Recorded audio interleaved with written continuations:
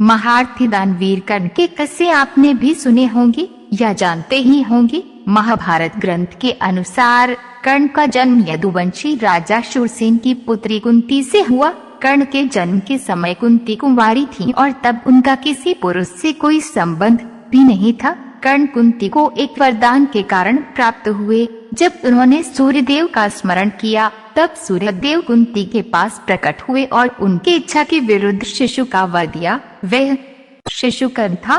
कुंवारी कुंती कर्ण को अपनी कोख से जन्म देखकर घबरा गई थी और किसी को पता न चले इसलिए उन्होंने शिशु को गंगा में बहा दिया था। ये कथा इस प्रकार है। एक बार दुर्वासा ऋषि राजा शूरसेन के यहाँ पधारे। तब राजा शूरसेन ने उन्हें अपनी कन्या कुंती के बारे में बताया। कुंती ने दुर्वासा को प्रणाम किया और उनकी सेवा की। कहा जाता है कि दुर्वासा पूरे 1 वर्ष तक राजा के महल में रहे। स्वभाव से दुर्वासा बहुत क्रोधी थे, मगर कुंती के सेवा भाव से बेहद ही प्रसन्न हो गए। दुर्वासा ने कुंती को कहा, बेटी तुम महान हो, बिना किसी लोभ लालसा के साल भर मेरी सेवा की। तुम्हारे मन में जरा भी खोट नहीं है। मैं तुम्हें ऐसा वर दे रहा हूँ जिससे 5 सर्वश्रेष्ठ देव तुम्हारे वश में हो जाएंगे। उन्हें तुम्हारे बुलावे पर आना ही पड़ेगा। ये कहकर दुर्वासा चले गए।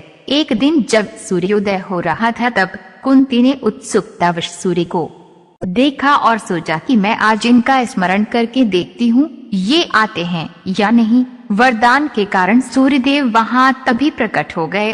कुंती को बड़ा आश्चर्य हुआ। उन्होंने कहा कि भगवान मैंने दर्शन कर लिए, अब लौट जाइए। तब सूर्य बोले कि मैं बिना कुछ दिए वापस नहीं जा सकता। फिर उन्होंने कुंती की नाभि को स्पर्श किया और बोले, आपको एक तेजस्वी पुत्र होगा, दिव्य कवच कुंडल धारण किए हुए, जिनसे ये अजय होगा।